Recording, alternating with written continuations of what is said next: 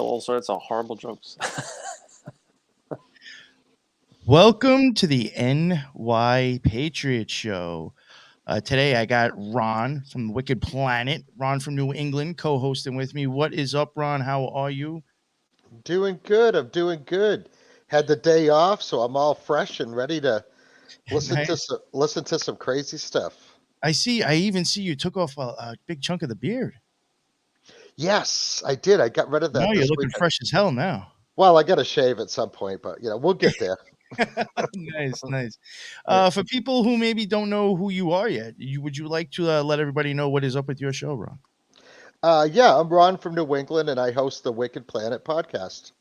It's a conspiracy comedy show. We come out usually on a Thursday, sometimes a Friday. Come and check us out. And you can find me on Instagram at Ron from New England or the Wicked Planet podcast, or you can find me on Twitter/X at Ron from NE. And thanks, NY, for having me come on and do another co-host with you. These are always fun shows. Yeah, no, always. And that's why I like having you on. Plus, you bring a different, I guess, aspect, or you ask different questions I normally wouldn't. So I think that's great. Yeah, so, cool. Why not? It's always good to have a different perspective. Cool. And tonight, we got my man from Long Island, Chris Michaels, from the Last Call podcast. He hit me up not too long ago and asked me to come on a show. And I got to talking to him and realized he's, from New York as well. And not really too far from myself. And I had a good time on the show. Me and him were talking, and he said he had some wild, strange stories just from his own life and experiences in Long Island. And I was like, I'd love to hear. So I try to normally do around Halloween, I normally do try to put out extra episodes on just, weirdness or paranormal or whatever, stuff that goes along with Halloween. So I figure this was high strangeness for sure. Absolutely. Good. We can get right into it. Chris, let everybody know who you are and what you're about, please. All right. So my name is Chris Michaels. I do a podcast, the Last Call podcast with Chris Michaels. You can find me on X and also Instagram, Last Call Caravan, because if you listen to me, you're on the caravan of critical thought.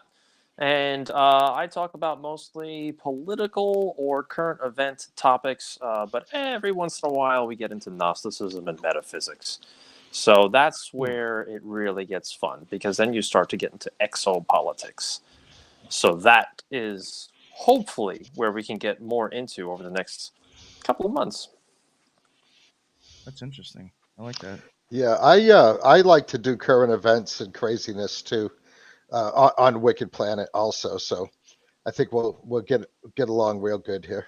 I'm sure. Well, and shameless plug right here for people that are listening, Clown World Weekly, basically the same thing. We're covering current events for the week. That is tomorrow at 10:30 a.m. So anybody, checking this out now, that's tomorrow. So Chris, sorry to interrupt with all that. I guess, did you want to plug the other show that you do too? Did you co-host? Well, yeah, once a week I do a wrap-up show with Greg Bolden. You can find him on X, America Emboldened, with Greg Bolden. He's on the America Out Loud Network. So you can follow him over there. We usually do a show that airs on Fridays. That's the show that you were on. Yeah, and we do. Great time. What's that? I had a great time. That was fun. Oh yeah. It's a really relaxed type of show, unless it's just him and I, and then we go back and forth. And I have a bet. My eyebrows are on the line. We pick a winner and a loser every single week. So far, I am losing drastically, and it is not looking good. So January, you may not see these caterpillars anymore. Nothing. I remember you talking about that when I was on your show. I think something came up about that, and I was like, oh, crap. Yeah, it's the old shock jock mentality. You got to have terrestrial radio blood in your veins to understand that kind of stuff. You got to have a risk. So when it comes to, I guess, your experiences and stuff, I guess start wherever you want. I mean, I'm definitely interested in the, the channeling and the exorcisms. Oh, yeah, sure. So I'll give a brief background on my metaphysical or energy work. So I'm a Reiki master, and I first got involved in all this stuff about 10 years ago. And, I got into tarot, so I read tarot and all that stuff. But I think the biggest thing is that people have to be aware. So I have a bit of an awareness. So if I walk into a room, I generally can hear thoughts. And I think a lot of people share those kinds of abilities, but they think it's their imagination. So I work with the mantra, if you think you're using your imagination, you're really not. You're using your intuition. And once you're able to tune into that and tap into that, then all of a sudden all of these abilities start to pop out. So I guess my first experience with the metaphysical started back in my teenage years. It was one of those things where you always think and you know that there's something else to this world, not just what the Roman Catholic Church is telling you. And the first thing I did was I made it rain. It was very, very interesting. I did not flip a stack of $100 bills, but I did it, and it was bizarre. I was in the middle of a field with a friend of mine, and we did what we were supposed to do from an old book. And sure enough, all these clouds started to circle, and I got really focused. And it was centralized rain. It was really raining in one spot. And then I went, oh my goodness, I did this. And then all the rain stopped. So that was my first experience way back in my teenage years. Where was that? Manorville. That's interesting. It was super interesting. It wasn't very hard to do either. So maybe I'll do it again if we have a drought. But later on, you get involved in all that kind of stuff and that kind of activity. I don't know if it was. Maybe you remember this. Not to get off like your story. It's just this is like making. No. There was some guy who I knew that was like he had some stuff on YouTube, and I think he might have been trying to like teach classes on like witchcraft, and like he was somewhat of a name on Long Island, I guess. And I think there was like a hurricane or something, or like some horrible bad storm. And like there was even news footage of it because I think it even made like the local news. Everything around him was destroyed, but his house was fine. And he was like, "Yeah, I did that with magic." And they're all like, "What the?" It just looked weird. It looked weird as shit, man. Like his neighbors' houses were trashed and tore up, and his shit was fine. Almost like a blue roofed house in Hawaii, right? I guess, yeah. Yeah, there you go. Maybe he had a blue roof. Fuck, I got. Yeah, could be. You never know. But when you start to do all of that stuff, and this is where a lot of people, I think, go astray. You have to be aware that you're dealing with types of energy, and some of that energy is sentient, and some of that energy is bad, some of that energy is good. So you really have to develop your discernment. So an easy example that I give people, especially if they're reading tarot or if they're into tarot, is they always ask, you read your own tarot, and the next thing is, well, demons live in there. Well, I don't know about that, but to give energy to an object like a sigil or an amulet or something like that, that kind of thing does really happen. So people that aren't strong enough to have a strong enough type of discernment, they get manipulated by their tarot decks, because those tarot decks do start to take on a life of their own. So these people out there do have to be aware of that kind of thing.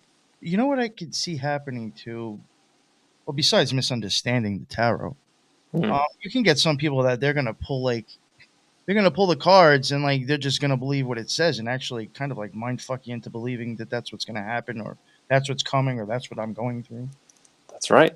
And you can actually tell yourself from playing with cards that you're fucked up right now and why.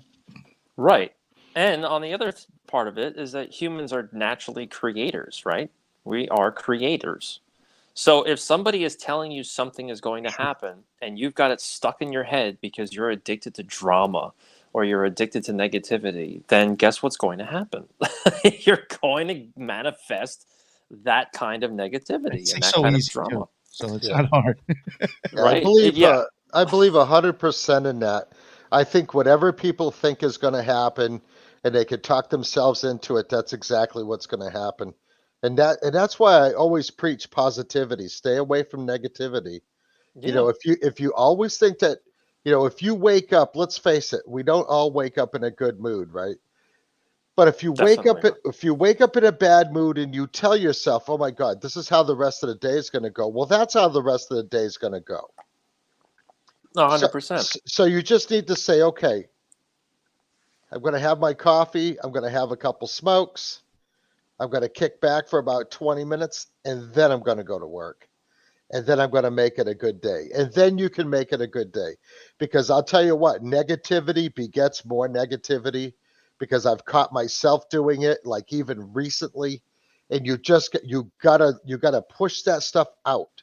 You gotta stop manifesting these things that you don't want to happen, but you're talking yourself into it happening, so it happens. Sure. So that's basically what you're talking about. So let me ask you something, Chris. Yeah. So you can read your own tarot? I mean, you can, but you've got to be extremely, you got to look at that kind of thing with a jaundiced eye if you're really Oh, going to sure. do Oh, it. sure. Yeah. You I just because, when you said that, I just thought that was interesting. well, I mean, you can do it, but the thing is that you're probably too close to the situation, Right. right? So you can start adding in details that someone that was reading you would probably not know and probably give you a little bit more of a different perspective, and that perspective is what you need. Like, Mhm. if you read your own tarot, you sit there and you go, oh, I know what this card is really applying to. I know what this card is applying to. Meanwhile, if somebody else is doing it, they may bring up a mother issue or a father issue that you have that is causing the current situation that you're in. But since you're not focused on your mother or your father, you sit there and you go, well, I know it's this person's fault, and this person isn't giving me a fair chance, and on and on. So you can do it, but it's kind of rough, I think, in my opinion. Yeah, I was just curious to see if people if that was a thing that people were doing to self forecast for themselves. Does that I'm make sure you sense? can. Yeah. Yeah, Yeah. of course. I'm sure you can. I mean, you can also do that through meditation too, Sure. Yeah. if you know how to do that and quiet your head. That's the most important part, right? Which is a lot easier said than done. Sure. I mean, I Yeah. tell people, imagine you're trying to listen to a sound that's really, really, really far away from you, and it's really, really faint. And so think about that, right? So think about somebody is trying to yell at you across a field, but they're really far away, so you barely hear them. If you're straining, you're tuning out every other object in your vicinity to try and hear and try to discern that little voice all the way out there. So I think that works as a Hmm. jumping point. Okay, cool. So I mean, if you want to go into the exorcism stuff, we could certainly do that because it is Halloween time, right? Yeah, I would love to So, hear that story. Sure. let's see. So in the home I grew up in, I lived in a split level ranch. So if you don't know what that is, anybody out there, you walk up the steps, you get inside the house, then you can go upstairs or downstairs, right? But it looks like a 2-story house.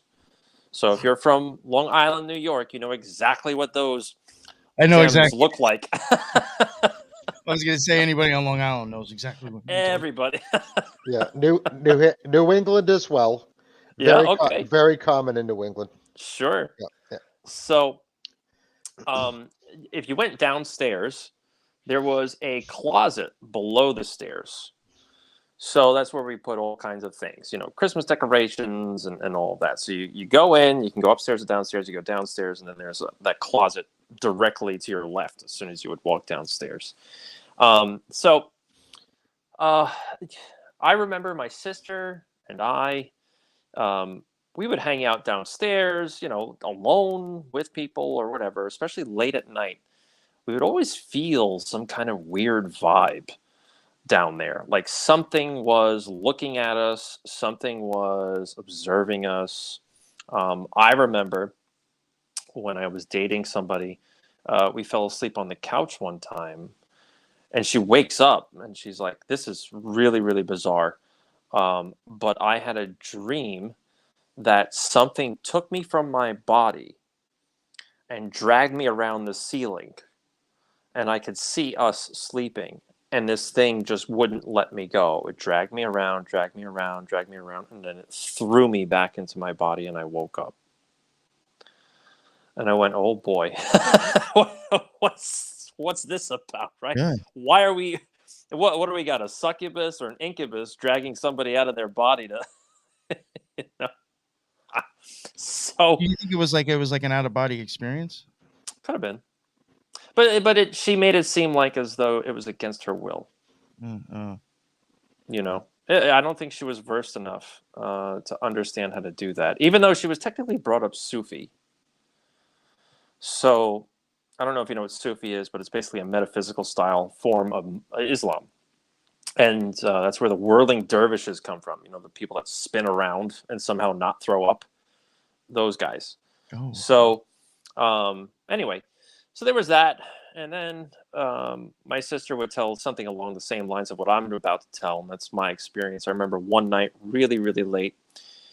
I'm walking upstairs. I shut off all the lights. And then all of a sudden, I feel this very, very faint hand, fingertips first, start at the base of my neck and drag it all the way down to the top of my ass, to the the base of my spine. As I'm walking up the stairs at like 2:30 in the morning with all the lights out. I mean, what would you do? It's fucking freaky. Right? Yeah. So of course, I don't know if you guys watch SpongeBob, but Well, I've seen it. you've seen it. Okay, so then never mind. So you go up. I went upstairs. I was like, "What the hell is going on here? This is crazy." So I remember one night where my sister was telling the same stories. I was feeling it. Lisa added something. Yeah, that's a grimoire. Okay. Yeah. So I think. I had enough that one night, or a few nights later, and so basically I approached this thing, and I had some copper because I heard copper worked, and salt, and I basically did. At this point, I was into Reiki at that point, so I focused on basically banishing this thing into the closet so it would not come out anymore. I remember adding what would I assume to be sigils that I was visualizing in my head to make sure that this thing was banished in the closet. It did not want to go. I remember getting chills because when you acknowledge this stuff, you do get a bodily reaction. It's your body's energetic field reacting to this thing. So I remember getting chills. I remember then becoming hot. You know, like you get hot on your forearms, the hotness on the base of your neck. And eventually I forced this thing back in there and I, did some of my Reiki on it and added some salt along the borders and stuff like that. I had some black salt as well. And that thing stayed in there. I didn't hear anything from my sister. My mom eventually came out and said that she had the same kind of feelings. When we were downstairs, I remember a lot of confusion. Like you would always leave the room, but you would always forget something. You would always bang your toe. You would always like leave the door unlocked. There was always something in there that was causing some kind of discord. But once I did all that, it all stopped. Let me ask you a question, Chris. So you pushed this entity into the closet under the stairs? Yeah, I eventually found out that there was potentially a portal under the basement in this house. How'd you And what I get mean by a portal is that somebody opened something up because, and this was before the house was built in the late 70s, because my sister, and this is another story about the same house, my sister and I, separately, we would see, not physically, but you would acknowledge and you would be able to see it in your mind's eye, a little girl and an old man that would watch us from the sliding glass door that we had downstairs that would lead into the backyard. So apparently the little girl was killed somewhere close to the house around the early 1900s. And so it kind of went unnoticed for a very long time. So something opened up in that area that I shoved this thing back down into and kind of sealed it up. I mean, nobody lives there anymore. I mean, it's owned by somebody else. And my parents sold it, but there was definitely some kind of opening around there. My question was, if you did kind of redirect this entity into the closet under the stairs, what would happen if you went into the closet under the stairs? Well, the thing is that you have to kind of bind it to something, or what I did, right? You kind of have to bind it to something. So you can't just necessarily push it into the closet, because as soon as you open up the door, right, like you're implying, out it comes. So you have to kind of bind it and push it beneath, this is what I did. Pushed it into the closet so it stopped bothering people, and then push it back into what I would consider, or what I visualize, an earth-like opening, and then closed it back up. Closed that earth-like opening beneath the foundation of the house, if you can kind of visualize all that. Yeah, I got you. And in a split ranch, that floor is the cellar, right? Right. So, my sister lives in a split ranch, so I know exactly what you're talking about. You go in her front door, there's a small landing, and Right. you have the choice. You go down a couple of stairs to the first level, or you go up a couple of stairs, like maybe 4 or 5 stairs up to the first floor, right? So I understand what you're saying. So you imagined that there was a portal accessible through this closet door, so to speak. Right. So did you ever do any research on what was there before the house was built, or if there was an existing house there, or who knows, some other type of village where some craziness may have happened? Because we hear this a lot in stories of hauntings at certain locations, certain houses. We're all in tune to the, like the poltergeist story where the house was built on Indian burial ground. Sure. Yeah. We know that that's a major no because my mom's house, which is 1820, we had, well, it still is. I mean, not recently, but all kinds of weird things happened there. And I used to see a little boy that was rumored, because when my parents bought that house, we were told by the realtor that it was rumored to be haunted. And we're like, well, we're not surprised. The house is a couple hundred years old, right? I mean, Sure. I mean, at the time, I want to say the house is 1820. We moved into it in 1978. Even the people that lived there prior, because what they did was they split it all up into apartments. So there was, we took actually 2 big, huge apartments and made it into one house, right? But immediately weird stuff started happening at that house. Yeah. And then for a long stretch, so many things were happening that everybody besides my father, everybody just blew it off, and we didn't let it bother us. But my father had a really hard time with it, right? But when he ever saw the little boy himself and this old man that lived there too, he saw the old man and the little boy together. That freaked him out. But after that, he was fine. It's bizarre. He had to experience it to be okay with it. Right. If that makes any sense. Because once we experienced it, it was like, okay, well, we know this is going to happen. We were told it was going to happen. It's happening. Let's not think about it. It's not like they're, what you would call a bad ghost or anything that was going to cause disruptions or anything like that. Just weird things would happen. Yeah. And ever since then, it's been fine, But if you have a house that's built on top of, say, there was another house there that maybe somebody was murdered in, or Sure.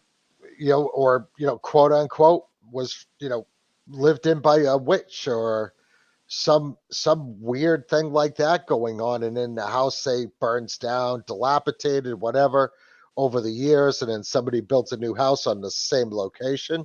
I mean, everybody thinks these are just stories for ghost stories and they make for good television, but I'm a firm believer that there's something to that. So you always want to be careful, especially like out here in the sticks where you buy a piece of land and you build a house on top of it, and you don't know what was there before. Oh yeah. Yeah. This house Chris, was. Go ahead. sorry.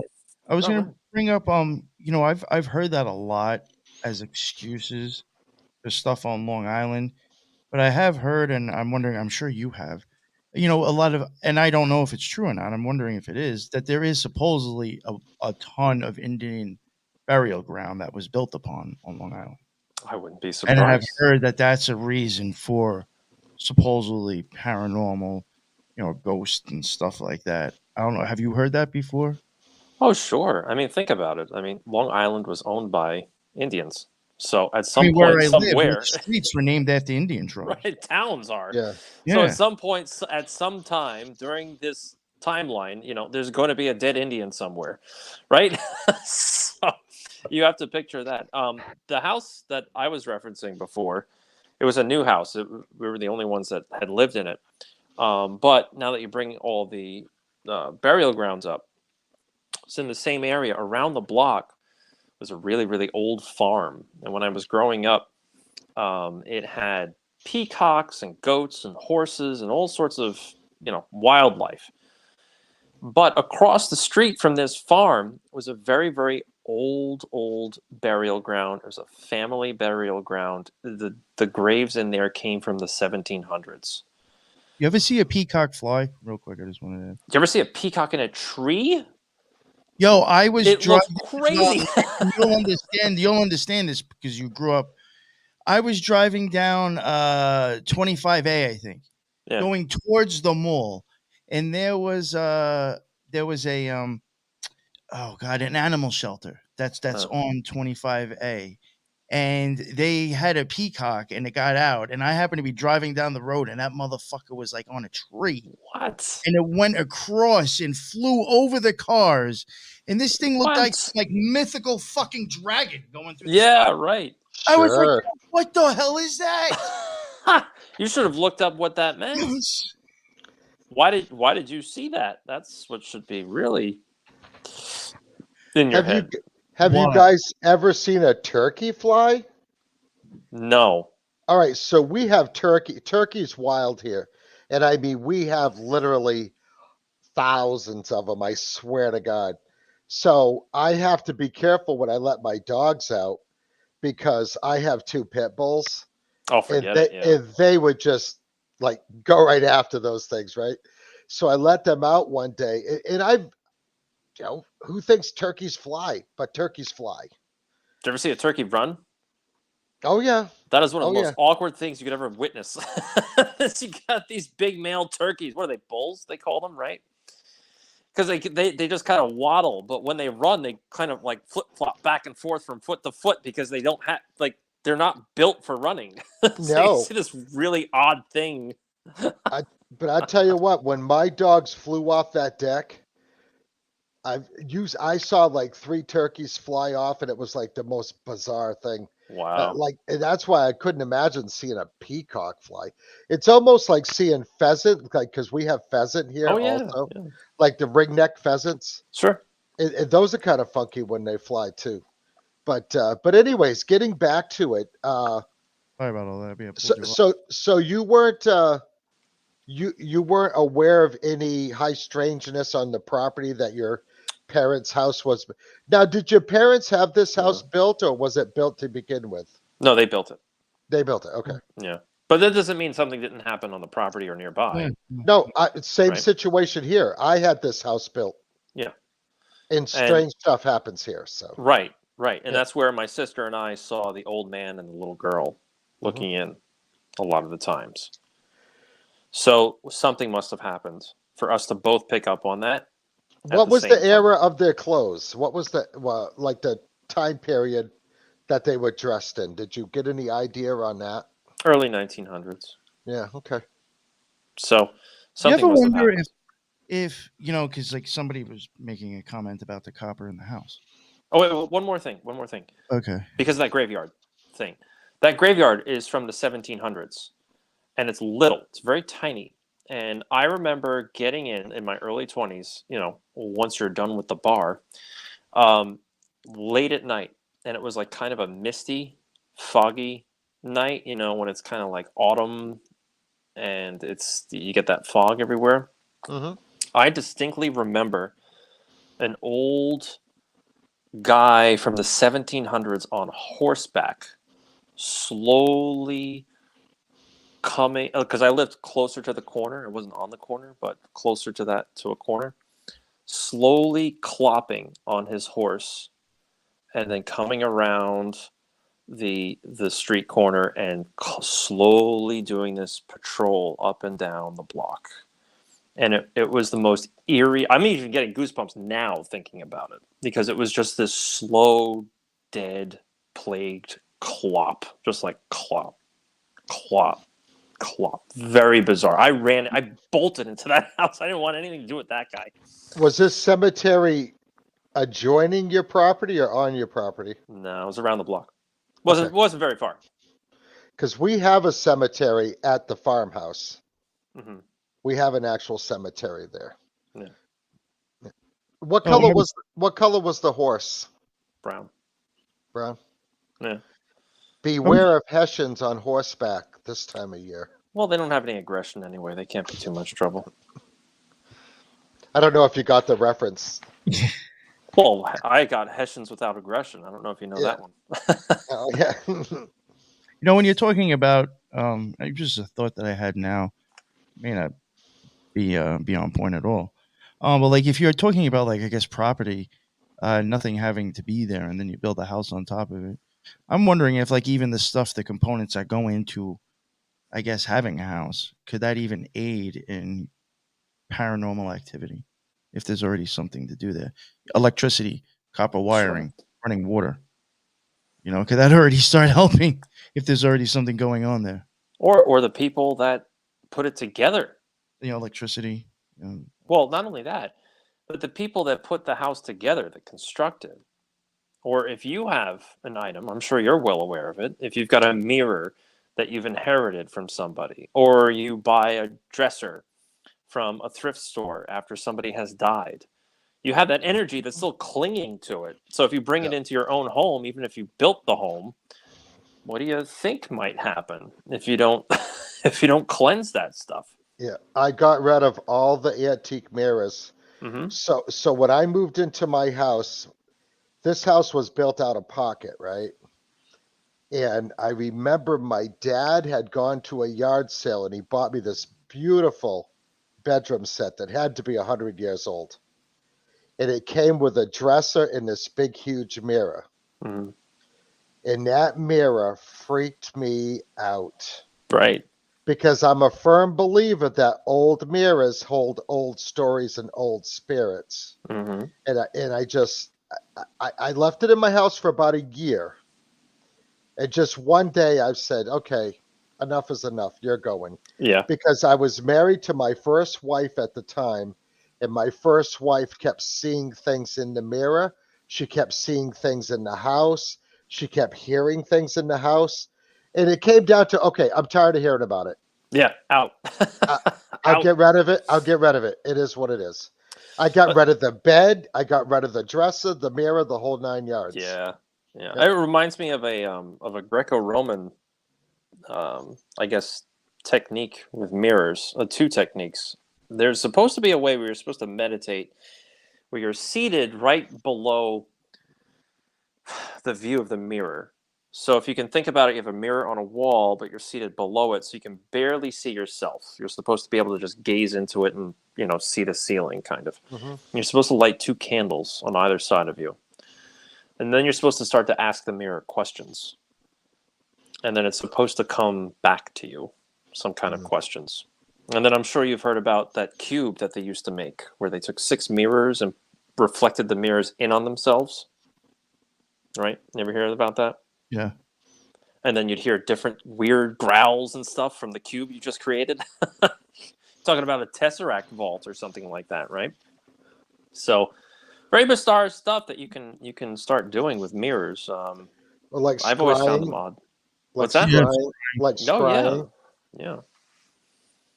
Yeah, a lot of spells and stuff require mirrors. You know, so mirrors are odd if you think about it. I mean, Yeah. who was I've, the first person to say, "Let me set sand on fire to create glass"? Now let me make it reflect things. Like, where'd that come from? No? I think I've thought about that.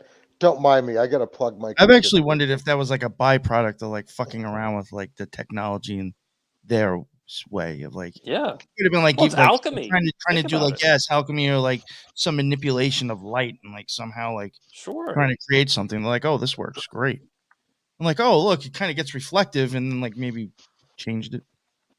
You want to know what's all right? So here's a fun trick you can do against a mirror. You can hold up an object. Let's say you got a piece of paper, right? Here's the mirror. Oh, I think I know what you're talking about. This bugged me out. Yeah, this freaked me out too. You put the Yeah. object against the mirror, right? And then you put, something else over here. And then you try to angle it so that you're trying to view the mirror almost at the same level as the piece of paper that you put at the front of it. In the mirror, you can see the point where the pen would hit the paper, if you can picture that. Right? So here's the mirror. I want to get as close as possible.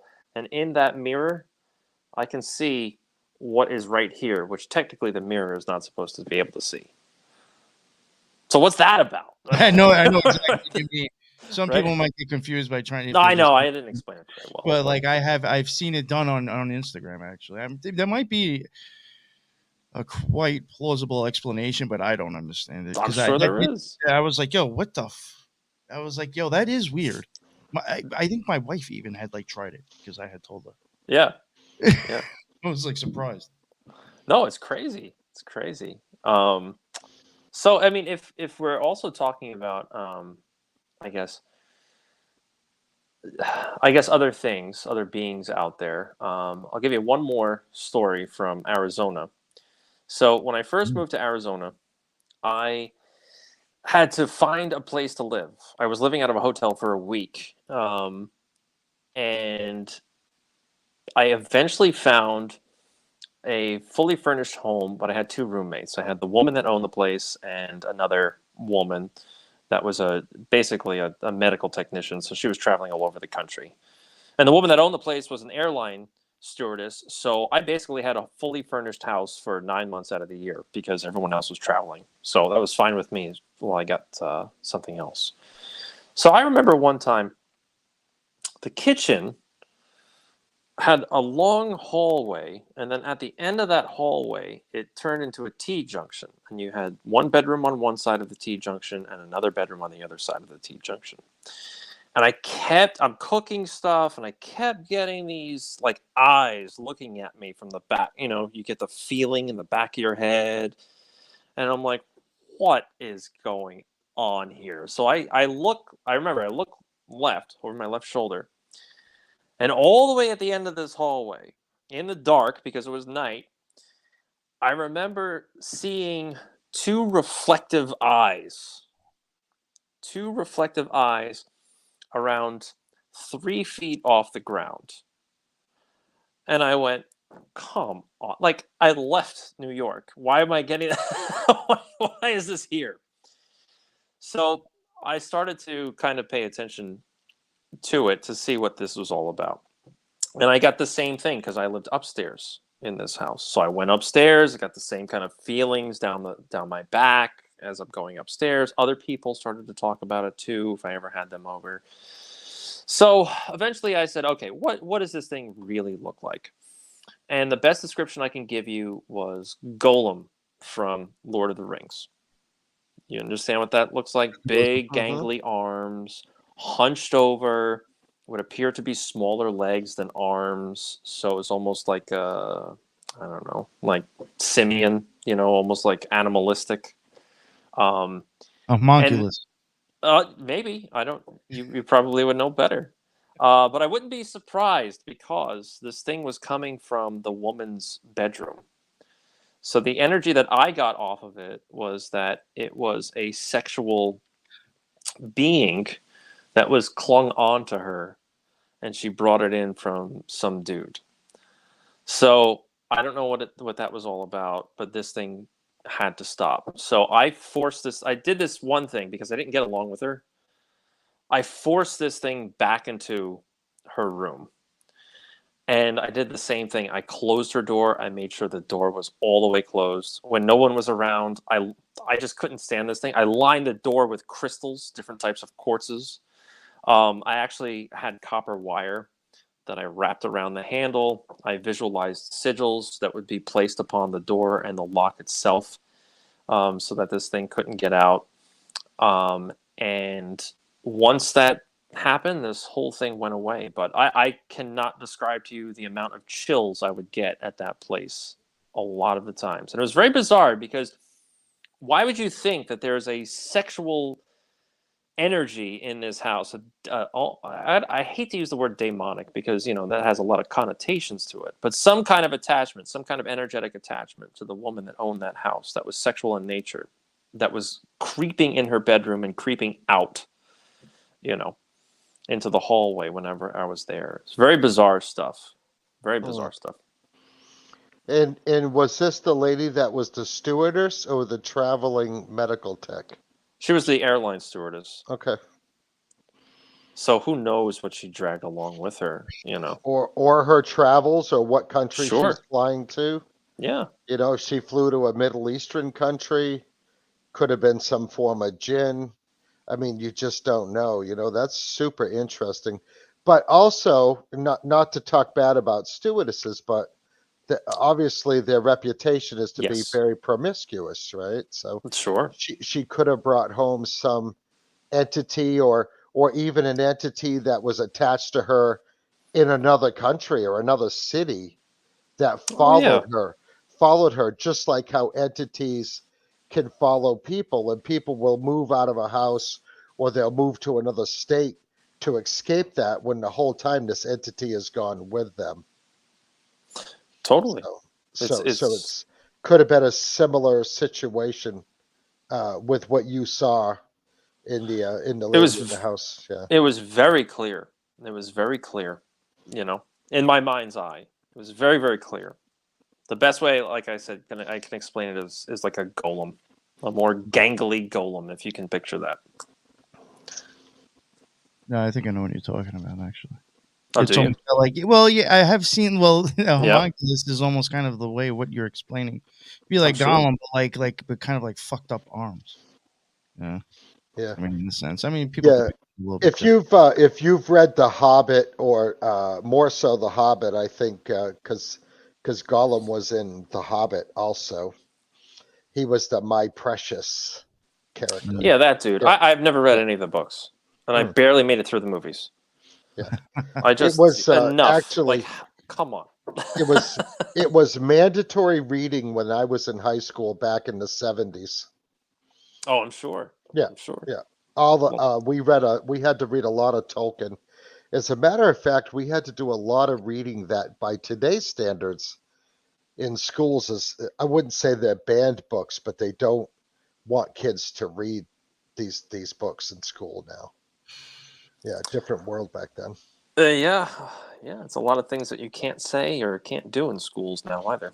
That's a different conversation, but I know some people that can tell some stories. So on your past life regressions, have you done that on yourself, Chris?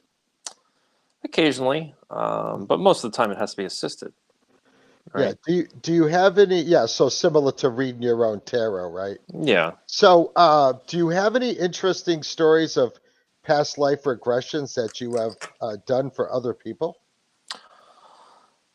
Done for other people. Not. I have not done a past life regression for another person. I've channeled other people's the energy around other people. Mm-hmm. So I remember a long time ago, this woman had asked me to read her tarot. I said, okay, fine, I'll read your tarot. And it wasn't anything close to what she wanted to know about, because it was one of those people that was playing gotcha. They say, well, you would ask, okay, what do you want to know about? You don't have to tell me any specifics, but just give me a generality. Do you want to know about relationships, love? Do you want to know about your health, job, something like that? And it was one of these people. Well, I don't know. You tell me.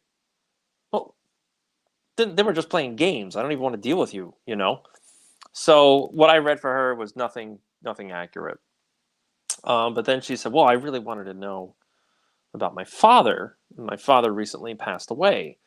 So I gave her all kinds of details about her father, and I referenced things that no one would know about. I mean, that's just channeling, and anyone could really do it. It's about using what you think is your imagination, but you're really not using it. But as far as me giving somebody or me helping somebody with a past life regression, I have not done that. Okay. But one of the past life regressions that I've had, I kept remembering. You ever hear of Dolores Cannon? Mm-hmm. Yes. So I did one of her past life regressions, and I have it somewhere. It's 3 hours long. I barely took a breath. I was so dehydrated and almost dizzy when I was done with it. But one of the things that really sticks out is I kept referencing that the pylons were cracked. I was very upset by that. I got very emotional. And if you look up what a pylon is, you normally get the reference to, the power company. You got those big wires that go up and down the highway and across the highway. And what's holding up the wires is called a pylon, right? So it's big wire, a big frame work with Mm-hmm. arms, that kind of deal. But if you look up what a pylon is in reference to ancient Egypt, it's actually a gateway with two obelisks on either side of the gateway. And so I kept making this reference. The pylon was cracked. And I also referenced, I guess, Navajo mythology or Navajo history, where every bit of awareness in mankind goes through these pulses. So the best way to think of it is that the first pop of awareness, the first big bang of awareness was the first dimension. And then it collapsed. And then the next pop was the second dimension. And then it collapsed. And then the third pop was the third dimension. And that collapsed. So you have these pulses, these big bangs of awareness and humanity that are in constant motion. So it turns out that I was one of the guardians of these pylons that was in the new pop of awareness, but was still allowing old souls to come in from the prior set of awareness that was collapsing in on itself. So this pylon was actually a portal. It was actually a gateway. And so I was there to make sure that only the good got in, to make sure that the darkness that was in the former timeline stay out of it. But somebody crept in and somebody was corrupted. And so that's when the pylon cracked. And supposedly through that pylon cracking, that allowed other darkness to leak in. But it wasn't darkness in the way that people would think that it's it means evil. This darkness is actually almost like a hunger. And this hunger is not necessarily good or bad, but it manifested itself as bad to human beings. So whenever people were around this blackness, it would manifest itself as what we see today: wars, hunger, strife, murder, rape, pillaging, all of that stuff. But the darkness itself, the blackness itself, it really had no discernment as to what it was doing. It was just feeding. So that's what really got me upset when I kept referencing that the pylons were cracked. I could see it clearly. It was very, very bizarre. So in your past life regression, you were blaming yourself for the pylons being cracked. Sure. Because it would have been deemed that it was you that let these dark forces in. Right. No, that Okay. doesn't necessarily mean it was my past life either, right? I just did this through a regression. It could be that I'm tapping into something else to get knowledge about an event. Okay, I got you. So it doesn't necessarily mean I'm the one. Sorry, guys. But now you know where to point the finger. But it could be that you're tapping into something else. You're tapping into a scenario that was meant for you so that you understand what's going on. Yeah, so when you're saying past life regression, it doesn't necessarily have to be your own life. It can be something that happened Right. in the past that you're able Tapping to into. review, that you can review. Okay, got you. Right. Interesting. So I was very upset by that. And I also remember, now that we're talking, I also remember um, that Earth is one of the only places that has actual free will. So, what do I mean by that? If you could think of a more hive mind like mentality, where a civilization is hyper focused on whatever the civilization wants. Like if you come to Earth, what happens? You got people going this way, that way, this way, that way. They all have their own agendas. They don't remember where they're coming from. They don't have the knowledge. They can't focus on anything. And we've got all these ADHD people running around trying to make friends with one another. But in other timelines and other situations and other civilizations, they're all focused. They all have this sentiency and awareness of one another, and so they are able to only do with what the collective wants them to do. So it's almost like an enslavement, but it's really not, because it's for the greater good in some of these civilizations. On Earth, anything goes. You got free will. You could be good, you could be bad, you could be sort of good, you could be not so bad. So that's what I found out was why Earth was so important. Is because it can go either way. It can be very, very good and resonate throughout this part of the galaxy, if you believe in that. Or it can go very, very bad and also resonate in that part of the galaxy. I mean, think about the Earth, right? Where's the Earth? It's all the way on the edge of the galaxy, and it's surrounded by 2 asteroid belts. I mean, that sounds like quarantine to me, doesn't it? Oh, In the middle of nowhere, all the way at the edge.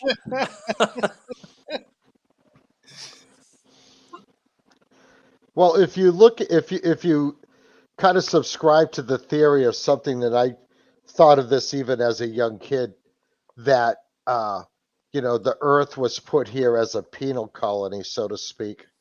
We were seated on this planet as, we were just the bad people that were like, all right, you couldn't behave where you were as whatever species you are, so we're just going to put you out in this like distant planet that at least can sustain you. You can breathe, and they got water. You're on your own. Let's see what happens. Well, that's a very common theme. Yeah. And so that must mean that in the collective consciousness or the subconsciousness, there is that reality there. I mean, think about it. If what is that monkey experiment? If 10% of the population knows about something, then all of the population knows about it on a subconscious level. So there are no secrets. Mm-hmm. So that means if you're aware and you can quiet your brain, you can tap into almost anything. Right? So somebody somewhere, there's enough resonance on this planet to say, hey, this is a penal colony, and you're here for a reason. Like, this is kindergarten when it comes to a spiritual awareness, right? What is everybody focused on? Social media, fake boobs, fat asses, all of that nonsense. Does that really change the world? No, of course not. Ever read Childhood's End? No. I think it's Childhood's End. Hold on a second. I can say that life on Earth is nothing more than controlled chaos, because it's chaos everywhere around you, and you have to fight to get into a situation where even in your own little world or your own little circle, you can escape from that chaos, even if it's only for a day or two. And that's what the weekend is for me, because that's the only time I can escape any type of chaos. But think about this. Everything is manipulated. Mm-hmm. Everything. Even words are manipulated, right? Yeah. You go to your job. When do you go to your job? During your week. And after 5 days, you're what? Your weekend. Mm-hmm. Does that sound like a timeline you'd want to live in? No. Right? 5 days of the week, you're weak. And then on the weekend, your 2 days of rest, you can't do anything other than recoup so that you can become weak on Monday. It's just silly. So you should look this up because you'll probably love it. Arthur C. Clarke wrote this in 1953 called Childhood's End. And it is about basically an invisible alien race that manipulates mankind for its benefit, but ultimately destroys the human race. And it's all from the background. It will really screw you up if you read it the right way. So it's really old, 1953. This kind of sounds like what a lot of conspiracy people are saying. What's going on here, right? Could That be. that we have energy sucking entities that are living off of us and our negativity and our chaos. Sure. Yeah. Sure. Ever Yeah. hear of Credo Mutwa? No.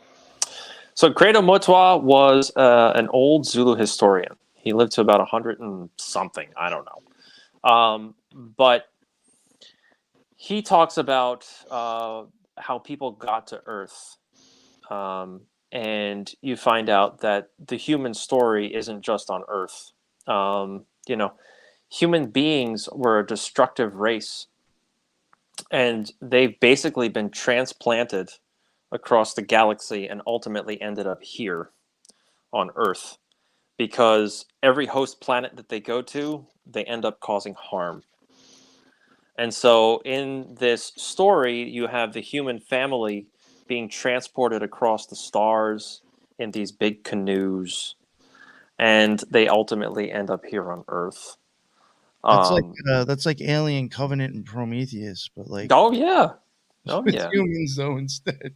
yeah. Hmm. And You know, those stories go back to a time before there was language. They would tell them in the form of sounds and clicks. So imagine how old that is. yeah.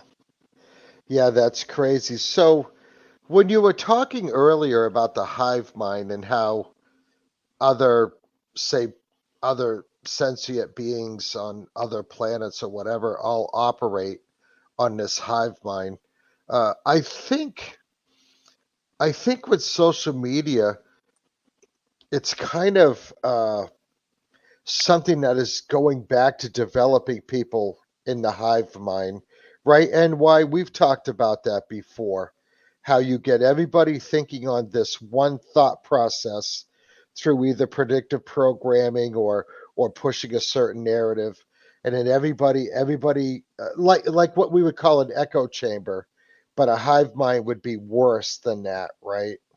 Is that what you were explaining when when you were talking about hive mind?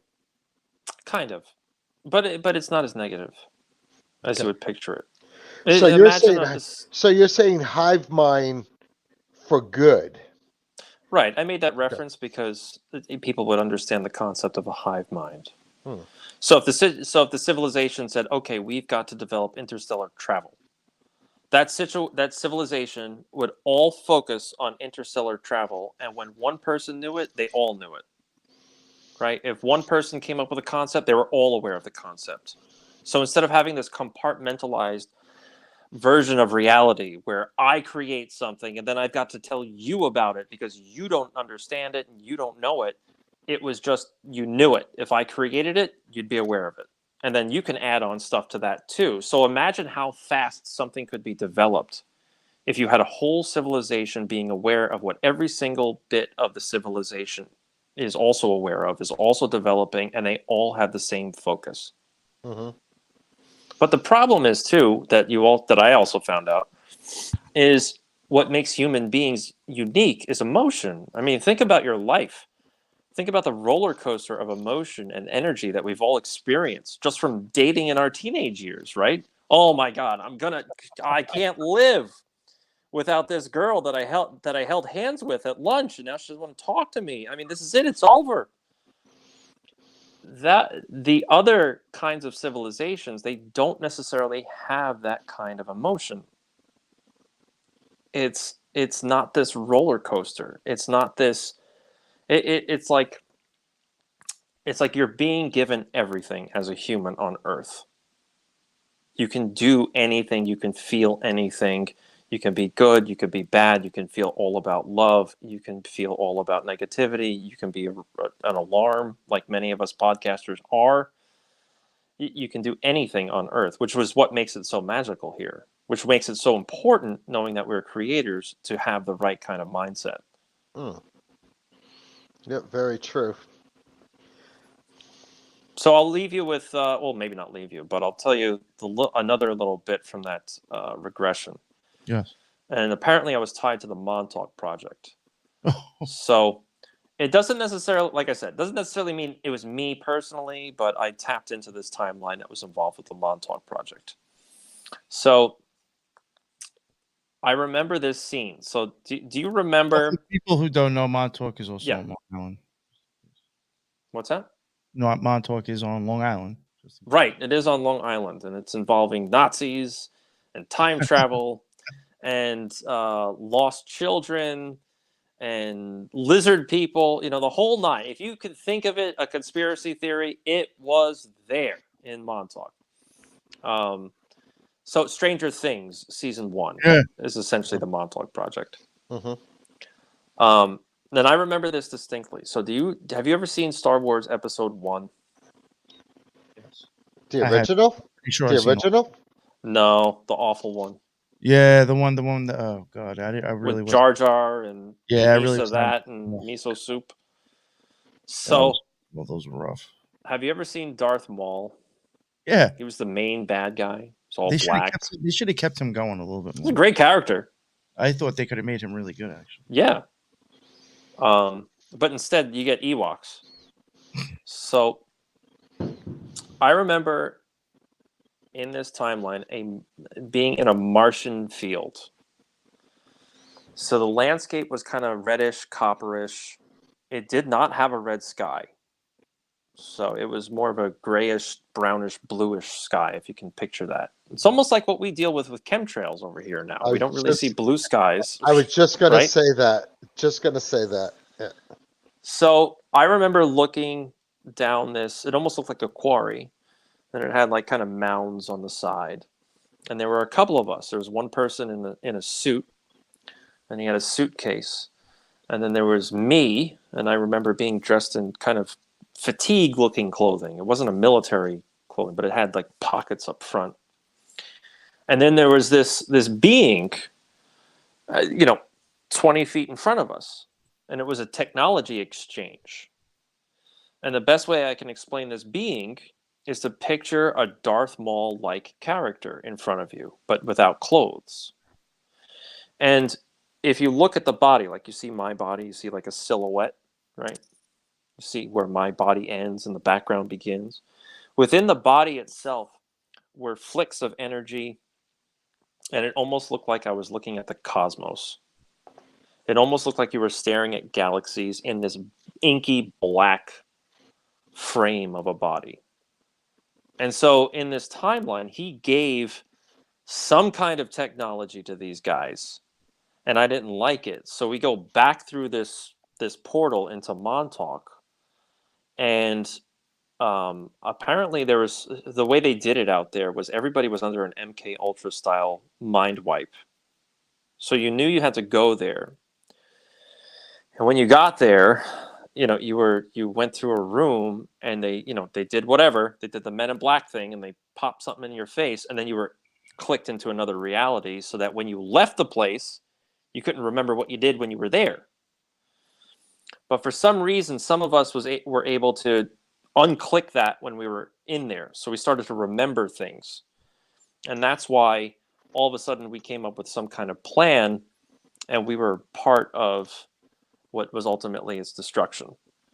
Now, oddly enough, when this supposed in the timeline in this story from Preston Nichols and everything else, this base was kind of closed and kind of got destroyed in August of '83, which oddly enough is when my birthday is. So did I destroy this thing and then pop into another timeline like right after it? Who knows? Like some OA shit right here. Yeah, right. So. What about you, Nick? Have you ever had a past life regression? No. I have thought of, it's crossed my mind before, but it's just like, I don't know. Like, I don't know if I would do it myself. And that's like, am I really going to trust somebody else? I don't know. You're in a vulnerable state. So. But there was something I was going to ask. Oh, in your opinion, what do you think like was going on with Montauk? Maybe then we'll wrap it up. If you don't Sure. mind. What do you think like was actually going on out there? Because I actually at one point I was even thinking of but we're already so far in. And it was just an idea that I had anyway. I did want to like maybe bring up some like weird and like interesting like lore on Long Island because there is tons of Yeah, it, actually, in sure. my opinion. But what do you think was going on with because you brought it up already, the Montauk project? I mean, do you think there was like some actually like pretty serious shit going on out there? I do. I think it was very serious. Montauk was known to be a portal, an energetic vortex. After the First World War, you had the Spanish flu victims be transported out there for quarantine. So, how many people died out there? During World War One, World War Two, there were massive naval bunker complexes. So, Yeah, there's a there lot of was actually. yep, yep, You're right. You're right. and it goes all Actually, up and down Montauk. And here's another story. I went to Camp Hero because a fun story about Camp Hero is that the Parks Department in New York State owns the top 6 feet of dirt, and the Department of Homeland Security owns the rest. So what's underneath that they own, right? Really? Yeah. That's an interesting fact right there. Because if Department of Homeland Security owns 6 feet below the surface, you said? Yeah. At least that's what I've heard and read, but Well, could that be because there might be underground facility there? 100% there Yeah, is. yeah, Yeah. yeah. You know what's interesting about Montauk is if you look on a map, and I discovered this from going, believe it or not, on a whale watching tour. We had left Rye, New Hampshire, and we had gone way out. And these boats from Long Island were a whale watching tour from Long Island had come out. We were basically in the same area where all these whales congregate. And I'm thinking, how the hell is a boat here from Long Island? And they're like, oh, well, it's about the same distance from Long Island to here as it is from Rye, New Hampshire to here. Mm-hmm. And I mean, if we were out, went out one Sure. direction like 4 hours, Yeah. like motoring too, like not just putting. I mean, we were moving out, right?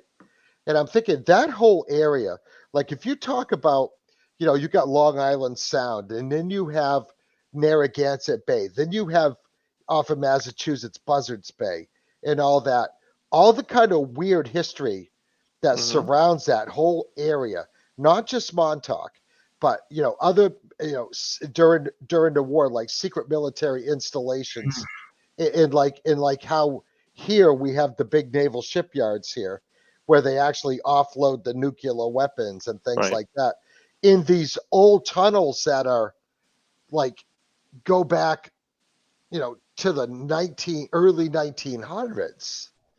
And then you start thinking, well, what did they need these tunnels for back then? Right. You know what I'm saying? I mean, Yeah. these are not sewer drains. Like No. what were these tunnels and what were these facilities used for back then?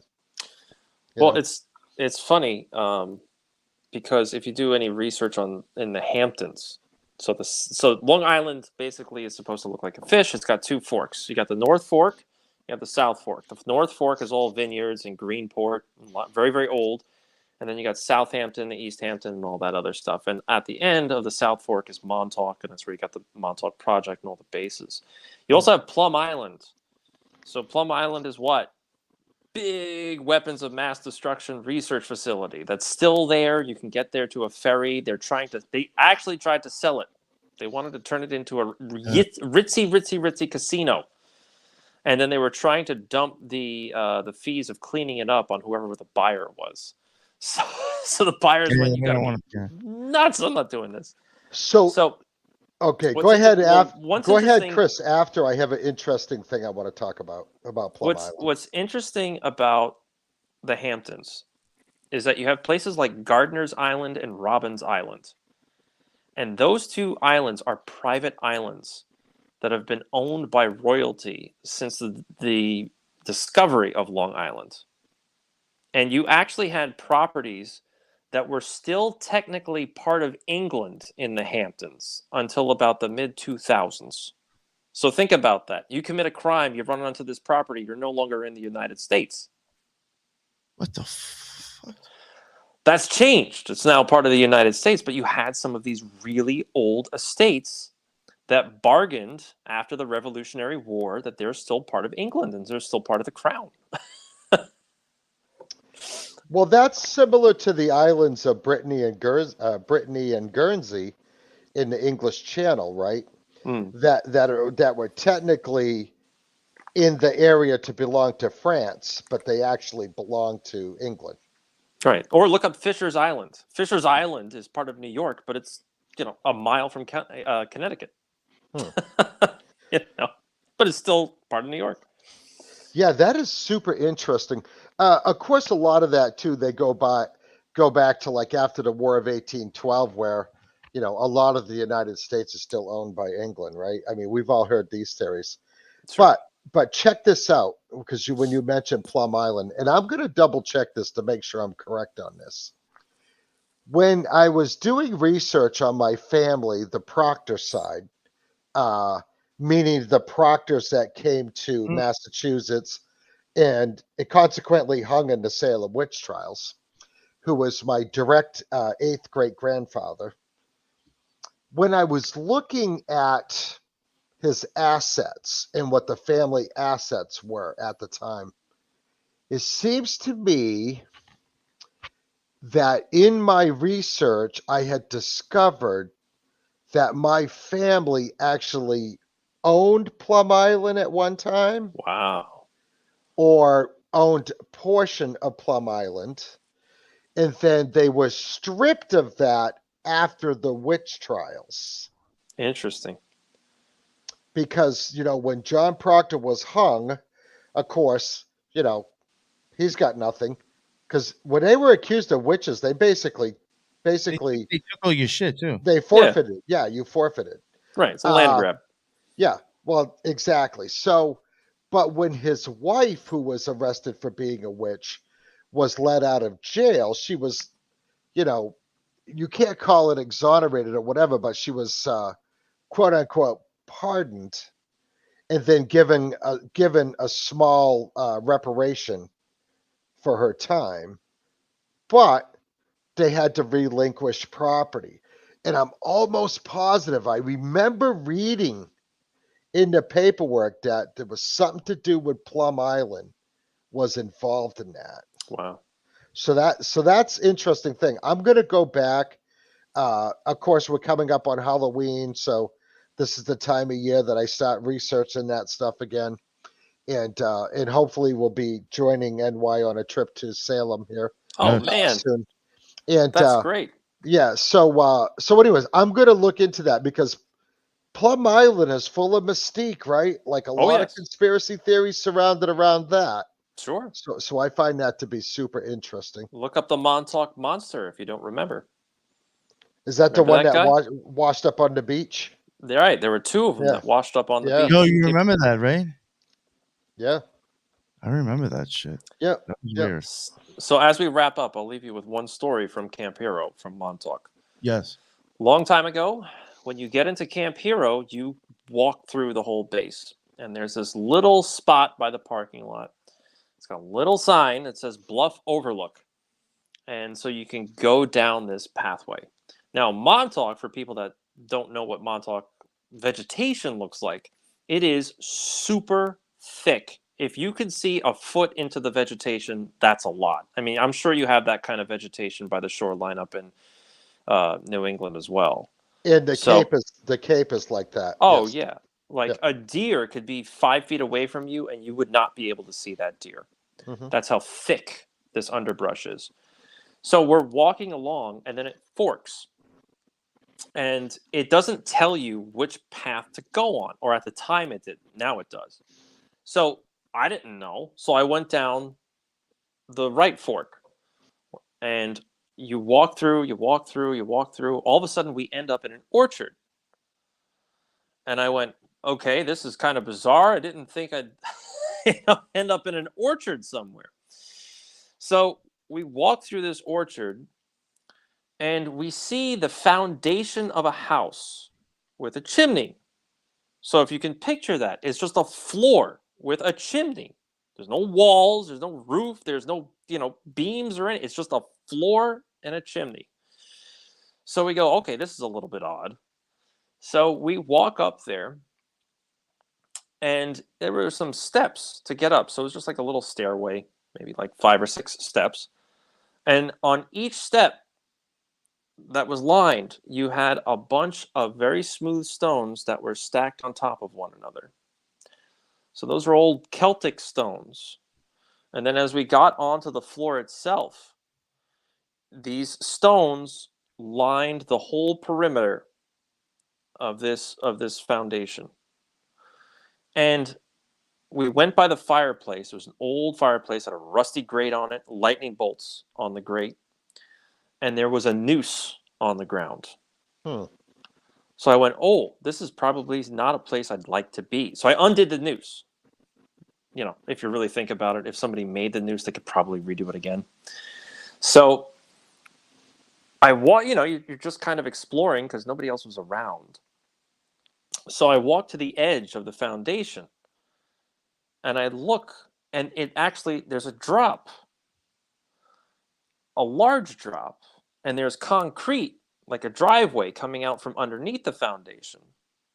And so I kind of peer underneath it, and this foundation, this house, whatever it was built on top of one of those bunkers.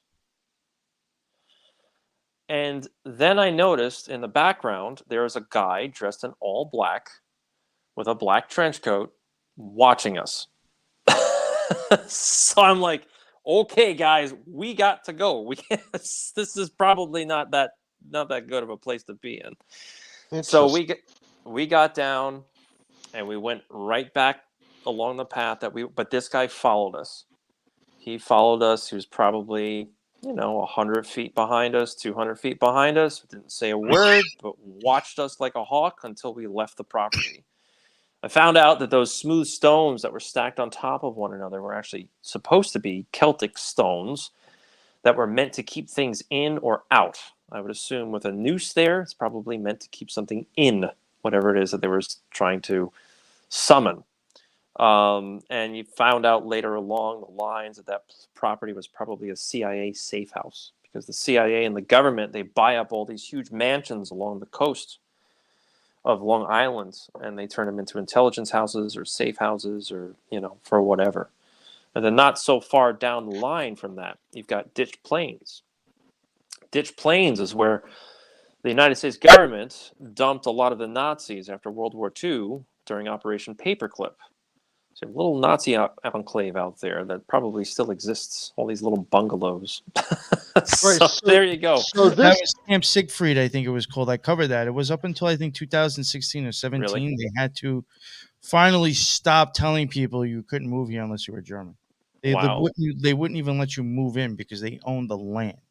Wow. It's like technically like you're buying the house, but not the land. And they could tell you if you could move there or not. Interesting. Yeah, that's how they were doing it, I think. So this place was built on top of a bunker? Yeah. Yeah, if you go look this place up, you can see shit like on the side of the walls. Like you can see like stuff coming out of walls like on this. If you look at Google Maps and you just zoom into Camp Hero, find the parking lot and go west. And you can zoom in as much as you can. You could see the orchard, and you could see the foundation with just a chimney. There's no roof, there's no beams, nothing. It's just a floor and a chimney. Okay, so was this chimney a block chimney or was it a stone chimney? Looked like a bunch of bricks, like a really, really old chimney.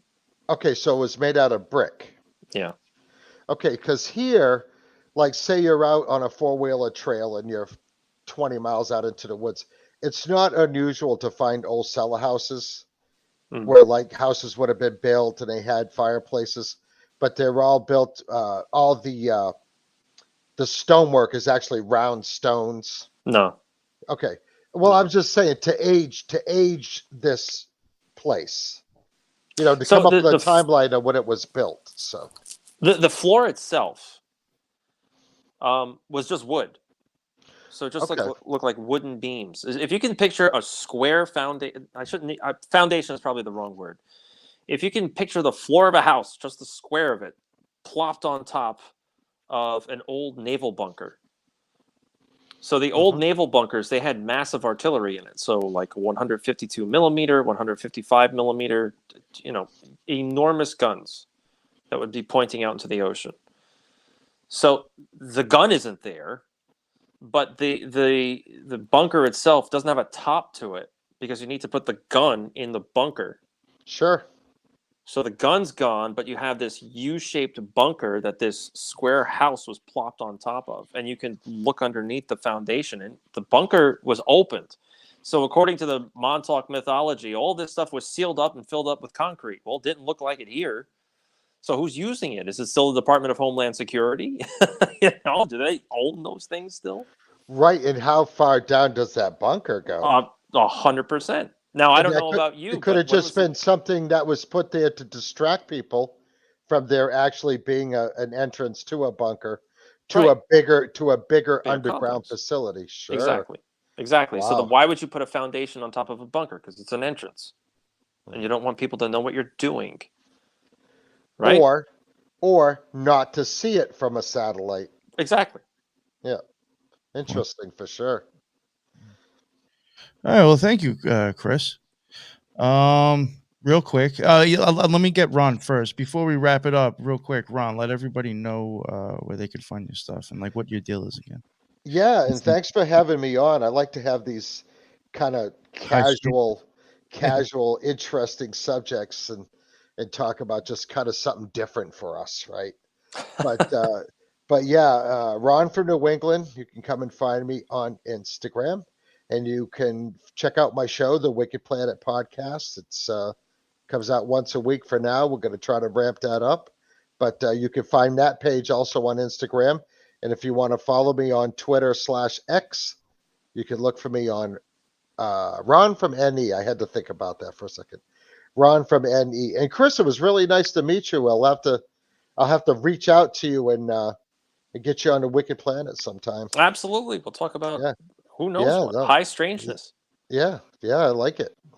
Yeah, I gotta hit you up and pick your brain about this Nazi stuff on Long Island because I've been wanting to cover that. So I might need to just ask you a few things if you don't mind. Sure. Because there seems to be a lot of it on Long Island that I don't think people are aware of.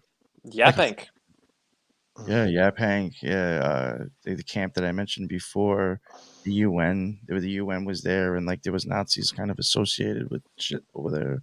I got a story. One of the two times I actually went into a booby bar. And it was like a scene out of Indiana Jones. A whole bunch of Nazis walk in. Literal Nazis. Right here on Long Island. And how long ago was that? It was like 6 years ago, 7 years ago. Huh. Holy shit. Oh, yeah. So NY could tell you I like the Nazi subject. Oh, yeah. You should read Dr. Joseph Farrell if you haven't. Oh, I'm familiar. Yeah. Oh, yeah. I love him. He's great. Yeah. So I guess this is a sign off. This is Chris Michaels. I do a podcast, Last Call Podcast with Chris Michaels. You can find me on X, Instagram, and Truth Social, Last Call Caravan, because if you listen to me, you're on the Last Call Caravan. You're a brilliant thinker, and you're capable of critical thought, not buying the mainstream narrative. I mostly talk about politics and current events, but I think we should be doing more of this kind of conversation. Nice. Thank you very much. And after the show, please give me all the links you want me to share. I think I only have your Twitter and your podcast link under there. I need everything else. And I can throw that into the show notes. Thank you very much for coming on. Ron, again, thank you for jumping on in such a short notice. That was a good chat. Always like having you on. Because like I said, I think you asked great questions. So yeah, thank you. I appreciate it, sir. And like I said before earlier, not to plug it again, but the Spiritual Gangsters, we will be going live tomorrow with Clown World Weekly at 10:30 a.m. So check that out as well if you can. And until the next one, everybody be well. Later. Bye-bye.